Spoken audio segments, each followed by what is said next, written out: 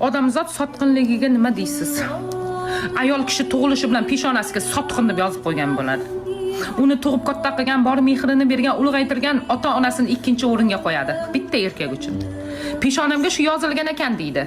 Uni sevadi, ardoqlaydi, umrini beradi, yoshligini, go'zalligini, mehnatini, vaqtini, hamma narsasini bitta erkak uchun sarflaydi. Jigarlari, aka-ukasi, opa-singlisi, ota-onasi hammasi oxirgi o'rinda turadi, faqat eri uchun. Ayol kishi uy sola olmaydimi? Ayol kishi pul topa olmaydimi? Topadi, lekin erini topganiga qanoat qiladi. Eridan ko'proq pul topgan paytida ham erini xudoyim deb hisoblaydi baribir. Ayol kishi juda sotqin bo'ladi.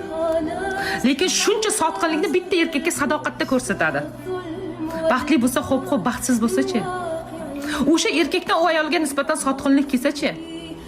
Hamma narsani sarflagan paytida o'rniga boshqa ayolni qo'ysa-chi?